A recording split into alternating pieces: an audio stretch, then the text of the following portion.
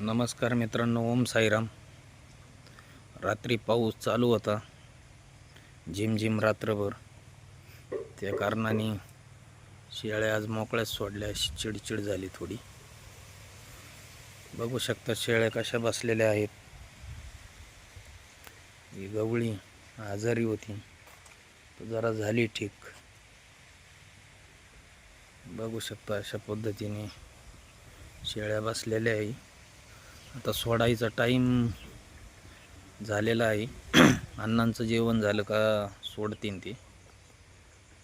मित्रांनो, पावसाची लई चिडचिड असल्या कारणाने शेळ्यांना खूप जपावं लागतं.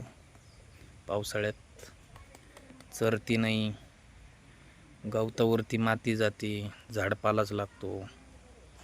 अशा पद्धतीने त्यांना सांभाळावं लागतं. बकरात कोंडले. आता हे शेळ्या निवांत बसल्या. सोडल्या का पहिल्यांदा त्यांना काहीतरी झाडपाला डाळा करून मग तिथून पुढं त्यांची स्टार्टिंग चालू होईल. थोडं ऊन पडू राहिलं मग गवत वगैरे खायला चालू होतील. पण वल्ल्याच्या गवत वगैरे नाही खात, त्यांना डाळाच लागतो. बाबळ बोर काहीतरी त्यांना लागतंच.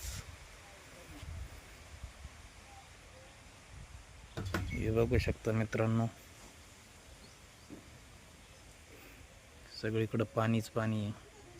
चिडचिड चिडचिड झालेली निवळ. आणि या चिडचिडीमध्ये जास्त करून बकरांना खूप जपावं लागतं. एकदा का गळाठा झाला का मग लाईनच चालू होती एक एक एक एक जाण्याची. त्या कारणाने त्यांच्याकडं खूप लक्ष द्यावं लागतं. त्यांना कोरड्यातच ठेवावं लागतं. त्यांच्या खाली पोतं वगैरे टाकावं लागतं. जास्त ओलं नाही ठेवावं लागत.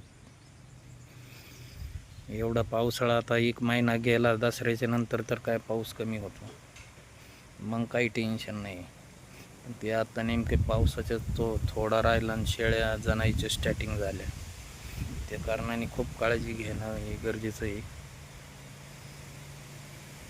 ओके मित्रांनो, ओम साईराम.